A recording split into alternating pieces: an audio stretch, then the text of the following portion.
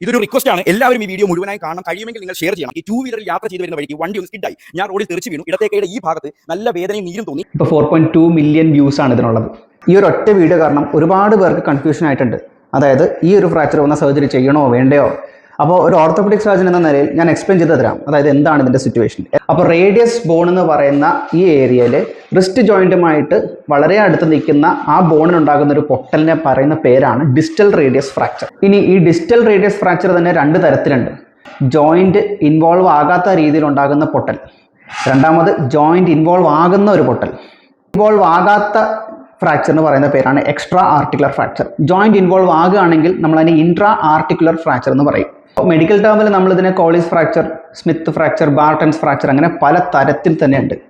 അപ്പോൾ ഇതിൽ ഓരോന്നായിട്ട് എക്സ്പ്ലെയിൻ ചെയ്യാൻ ഞാൻ നിൽക്കുന്നില്ല. ഞാൻ കാര്യത്തിലേക്ക് കിടക്കാം. ഈ ഒരു എക്സ്റേയിൽ കാണുന്നത് ഈ പുള്ളിക്കാരന് സംഭവിച്ച പോലെ ഒരു സെയിം എക്സ്റേ ആണ്. പക്ഷേ ഇത് പ്രായമായിട്ടൊരു പേഷ്യൻ്റാണ്. അപ്പോൾ ഈ പേഷ്യൻറ്റിന് ഞങ്ങൾ പറഞ്ഞു കൊടുത്തത് എന്താണെന്ന് വെച്ച് കഴിഞ്ഞാൽ സർജറി അത്യാവശ്യമാണ്. കാരണം ഇദ്ദേഹം മാനുവൽ ലേബറായിരുന്നു. അത് നമ്മൾ പുള്ളിക്കാരനെ നല്ലോണം ആ കൈ ഉപയോഗിക്കേണ്ട ഒരാളാണ്. അപ്പോൾ അങ്ങനെ ഒരാളുടെ അടുത്ത് നമ്മളത് പറഞ്ഞ് മനസ്സിലാക്കി കൊടുക്കുമ്പോൾ അദ്ദേഹത്തിന് മനസ്സിലായി. അദ്ദേഹം സർജറി ചെയ്തു. ഇപ്പോൾ ആൾ നന്നായിട്ടിരിക്കുന്നു. സർജറി ചെയ്ത് കഴിഞ്ഞിട്ടുള്ള ഫോട്ടോയും വീഡിയോ ഞാൻ ഇതിനകത്ത് ഷെയർ ചെയ്യുന്നുണ്ട്. ഈ കാണുന്നതാണ് വീഡിയോ.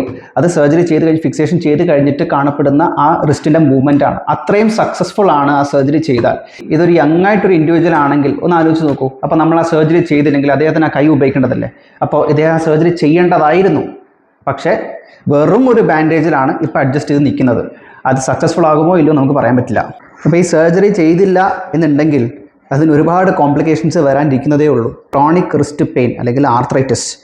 അതിൽ കൂടുതൽ വളരെ എമർജൻസി ആയിട്ടൊരു സിറ്റുവേഷനാണ് ഈ പറയുന്ന ഫ്രാഗ്മെൻറ്റ്, അതായത് ഈ പീസ് വന്ന് നമ്മുടെ മുന്നിൽ കിടക്കുന്ന മെയിൻ രക്തക്കുഴൽ, നമ്മുടെ കയ്യിലോട്ട് പോകുന്ന മെയിൻ രക്തക്കുഴൽ അല്ലെങ്കിൽ റേഡിയൽ ആർട്ടറി, അതിൻ്റെ കൂട്ടത്തിൽ ചിലപ്പോൾ ഒരു മീഡിയൻ നെർവ്, അതായത് മെയിൻ നാഡിയാണ് കയ്യിലോട്ട് പോകുന്നത്. ഈ 2 സ്ട്രക്ചേഴ്സിനെ അത് കംപ്രസ് ചെയ്ത് കഴിഞ്ഞാൽ പിന്നെ വളരെ പ്രശ്നകരമായിരിക്കും. കൈ ഉപയോഗിക്കാൻ പറ്റില്ല. ആ കാണുന്ന ഒരു ഫോട്ടോ ആണ് ഞാനിപ്പോൾ ഷെയർ ചെയ്യുന്നത്.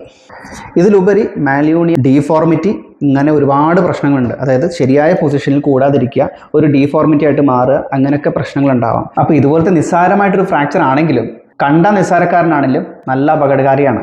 അപ്പോൾ അത് നല്ലോണം അന്വേഷിച്ചിട്ട് വേണം ഇതുപോലത്തെ ട്രീറ്റ്മെൻറ്റിലേക്ക് കടക്കാൻ. ഇതൊക്കെ നെഗ്ലക്റ്റ് ചെയ്തിട്ട് പിന്നെ അവസാനം ഭാവിയിൽ നല്ല വില കൊടുക്കേണ്ടി വരും.